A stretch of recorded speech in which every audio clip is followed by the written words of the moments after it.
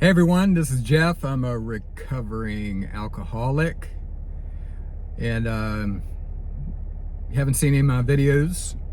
I am on the road to recovery. I'm fairly a newbie in sobriety.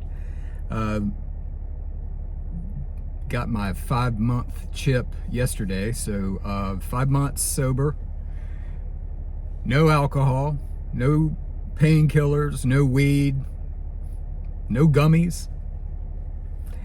I feel fantastic, and I do these videos because I want to go on the journey with people who are just like me and let you know that there's other people. Well, you probably already know that, but there's other people just like you too. And I suffered from a horrible alcohol addiction, 40 shots a day, 40 shots a day was typical. And it's not like I was just drinking for a couple years. I'm talking 25 years. Anyway, you have seen my videos. I don't want to repeat myself too much, but I wanted, on the surface, to say that I am glad that I'm an alcoholic that's in recovery. On the surface, that might sound a little messed up, that coming from a place of such despair, where I thought about suicide all the time. I really felt like my mind was going insane because I wanted to quit, but I couldn't quit. I didn't know how. So it sounds really messed up to say that I'm glad that I'm an alcoholic today. My alcoholic mind. And here's why. It's really three different reasons. Number one, being an alcoholic, it brought me back to God. I grew up in church. I grew up in Christian schools even. But I turned my back for a number of decades. I turned my back on God for probably 35 years, something like that, 30 years. And so it brought me back to God, and really because change of scene didn't allow me to quit drinking.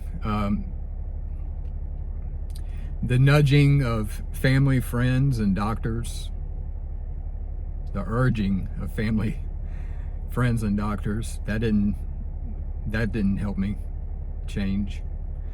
My willpower was shot and was out the window. So there was only one thing left, and that was a power greater than myself, a power that was greater than my addiction. And I said the drunk's prayer. The drunk's prayer is, God, help me. 3 words. And from that point, I started to see some changes. So, if that's too much to swallow right now, so far as a God, I don't want you to get caught up on that right now. We're just talk about me and my life. But I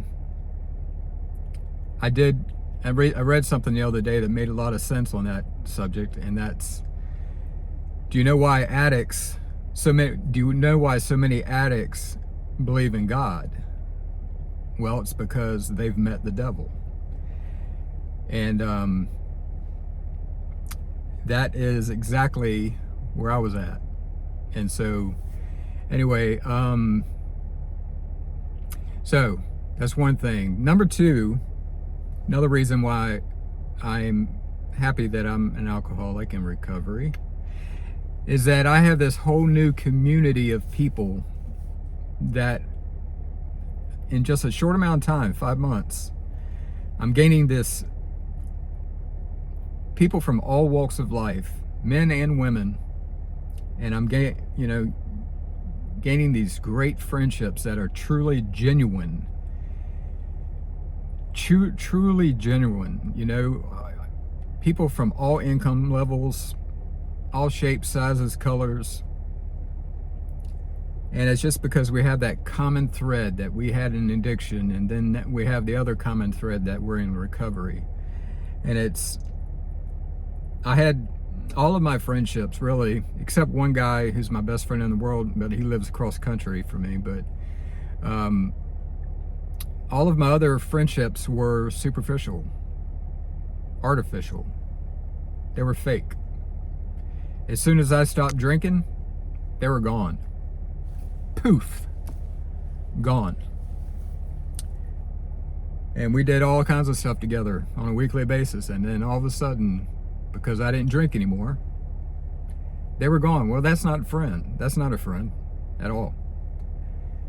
And so one thing about this disease, this allergy, this problem that we have as addicts is that we can't do this alone. We have to have a community of people, and loners and isolationists don't make it too well in recovery. As a matter of fact, it's a liability. We need people. People need people.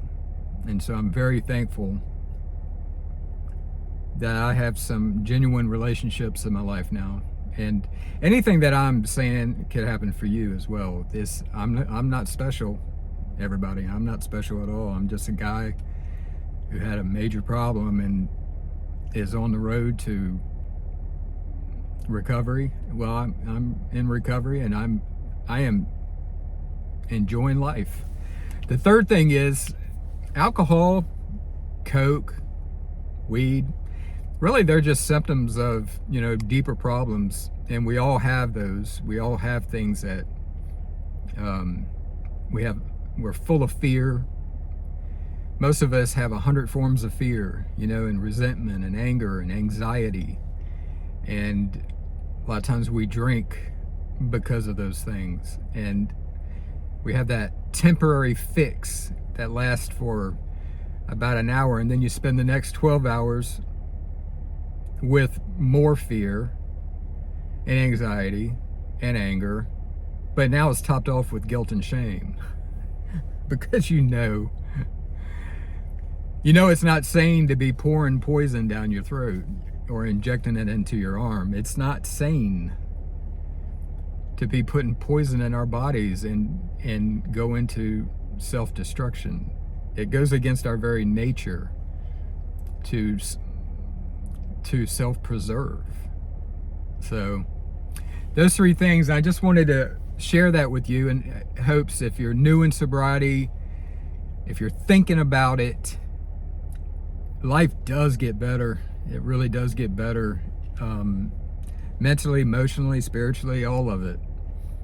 And I just urge you, I'm in a 12-step program, and it's truly changed my life. And there's so much that I don't have to think about today that I had to think about every day.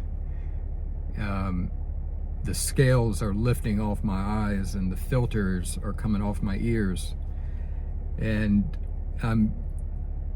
everything's becoming brighter. It's almost like a whole new life. And I don't want to sound too foo-foo-y, like riding a rainbow or anything, but I'm gonna tell you, it is incredible when you have peace of mind and your body starts to heal, and you get through the detoxing, and then you start to get clear. It truly is incredible. So just wanted to leave you with those things. I hope it made sense. And if you're thinking about getting on this journey, or if you're already there, man, good for you. You're in for a wild, crazy, fun, and positive ride. So I will talk to you guys later. Bye-bye.